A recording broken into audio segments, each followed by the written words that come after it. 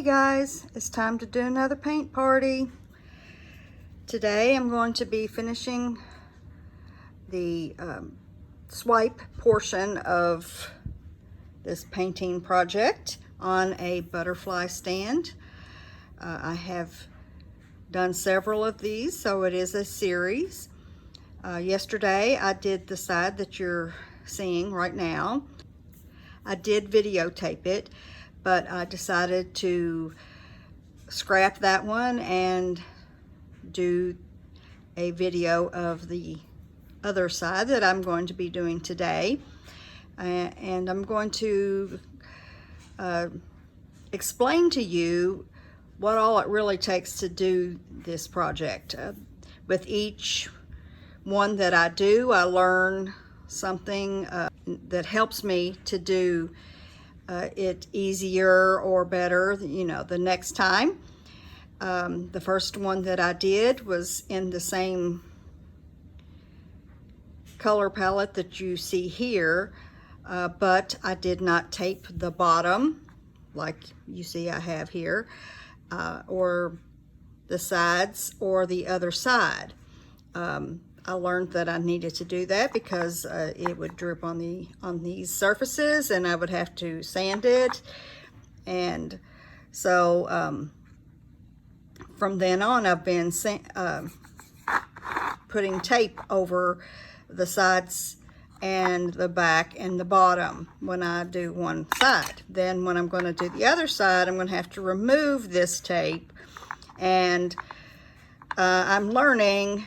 I didn't remember that it was so difficult, but to get this tape off, it's difficult. So next time I'm probably not going to start my tape on the edge and just pull it across like I did, because I'm having to take a box cutter and cut around the edges in order to pull this tape off and leave tape along the side, because I don't want these sides to get paint on them when I pour on this side today. It's been a little difficult. I've had to actually sand right here where I had accidentally cut into the gesso that I have on here. And I guess I should also add that before I even did the taping, I had to do several coats of gesso and sanding in between each coat in order to prep this before I even taped. So there is a lot to doing this project. So when you count the amount of labor that I put into these, I'm not really making any money off of them when I do sell them. But as many of you who are artists know, especially when you are starting out and you don't have a following, you don't make much money off of your work, because people don't understand how much work you have put into it, and they're not willing to pay for your time. Hopefully that changes as time goes on and you become better known. I hope that happens, but whether it does or not, I'm enjoying the process and I'm sharing it with you. So I'm going to finish removing this tape that's here on this side, and then I'm going to be pouring on it, and I will include you in that process. So I'll see you in a bit.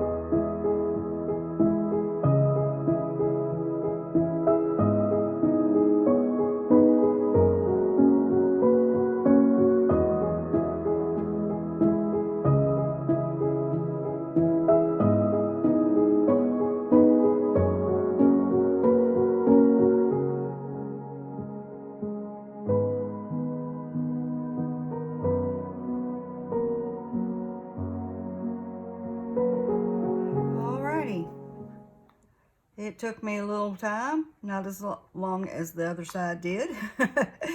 So I'm happy. I'm going to get the camera down and now we'll do a close-up. Okay, let's check this out.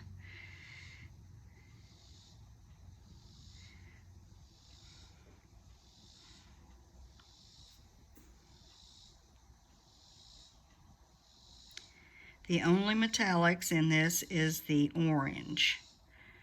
So it's not going to have a lot of sparkle to it, but it's going to have a lot of interest with all the cool cells. And